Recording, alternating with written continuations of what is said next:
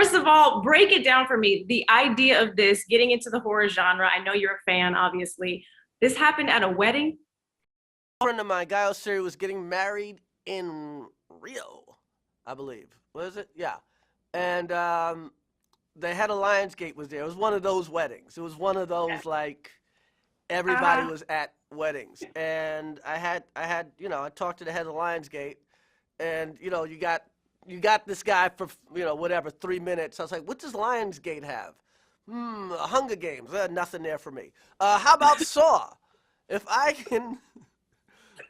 So I was like, how about a Saw with a little bit of comedy? And a couple of weeks later, he calls me up, and we set up a meeting, and I kind of pitched an idea, and we developed a script, and here we are. Wow, that's how it happens. So then a call like this that Darren mentioned on set happened as well. So this is a normal life of Chris Rock. Bono called on a FaceTime with like Isla Fisher. Everybody was on it. Did that happen during filming? That did happen on filming. Bono's got a place in Ez. And you ever been to Ez? You want to go to Ez, right? Yes. South of France. And anyway, a bunch of us kind of go, whatever. I was supposed to go, and I couldn't go because I was filming. So they called up. Yes. Love it. Where are you guys at? And it was sad because I was filming this movie. Hopefully, I go to Ez this year. Hopefully, we're all in Ez this year.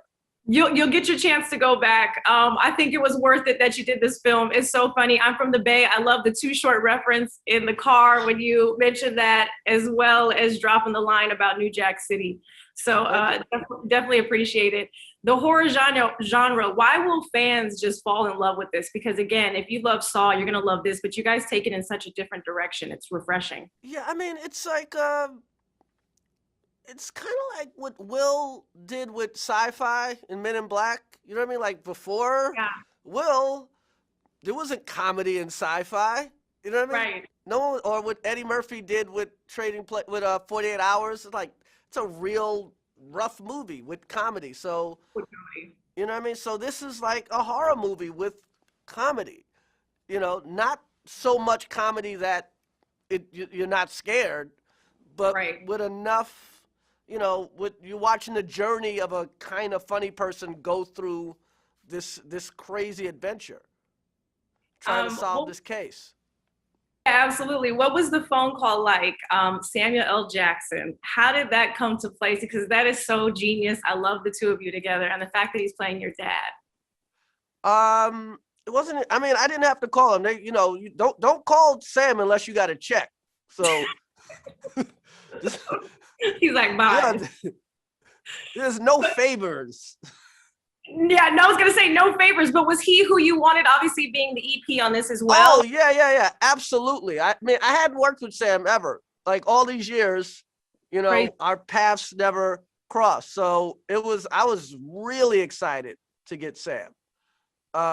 We had a good time on set. I remember the first thing he said to me is like, when you were doing New Jack City, we were shooting Jungle Fever, and we were basically playing the same part at the same time in New York City. So that kind of blew my mind. I was like, wow. Because when you think of Sam's done so many more movies than everybody. You think he's been around. you're like, you did a movie with Sidney Poitier, right? Nah. He's ageless. He's been doing movies. He's kind of ageless. Yeah. He's kind of ageless. I want to have some fun with you a little bit on a career flashback, if you don't mind. Sure. For the folks at home watching, obviously an incredible career. I know going into this genre, we've seen you be serious. I want to take you to the first time you stepped on a movie set. Was it Beverly Hills Cop 2? First time I stepped on a movie set was Beverly Hills Cop 2. Yes. It was. And the director was the late Tony Scott. So yeah, I've been around. It was filmed at the Playboy Mansion. I met Hugh Hefner that day. Okay? And you were 19 years old. I was probably around 19. Yeah. So it was a crazy day. I had really bad teeth. But for $16,000, look what you get. They look great. The best 16 grand you'll ever spend. Do you remember a moment, obviously at the park in Valet while you were there, that you had that interaction with Eddie? Because I think that kind of moved you towards SNL like a few years later, right? I mean, it was. I didn't get SNL till probably almost 8 years later or something like that. It took a while, Yeah. but I remember. I forget exactly what I was doing, but I remember Eddie saying, "Whoa, whoa, whoa! You don't want that to be the first line you ever say in a motion picture." Whatever I forget what it was, but he was like, "Trust me, you you want to go with something a little lighter." So yeah, Eddie kind of quasi directed that scene. When you think back to moments like that at being 19, you talk about your teeth. I know you vividly remember everything because I watch your stand-ups like since the beginning. So you've got everything in your mind. Do you have one moment that stood out to you in SNL? Because I've never talked to you about this, and I know you spoke about it before. But was there any during those golden years? David Spade, Sandler, you had Rob Schneider, everyone, the greats that you're working with, including yourself. Was there one moment that stood out?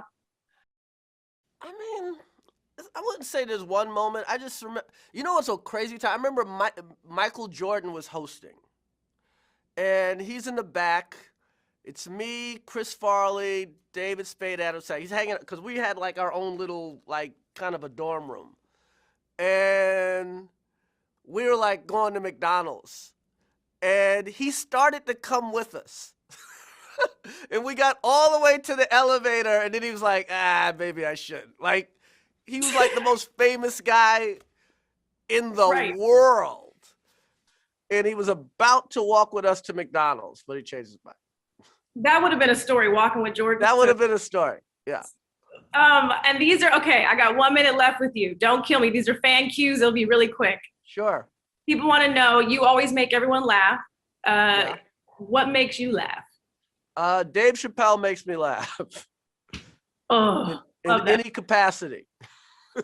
yes, him just talking about anything. Just talking. He calls me up, hey man, whatever. Just calls me up.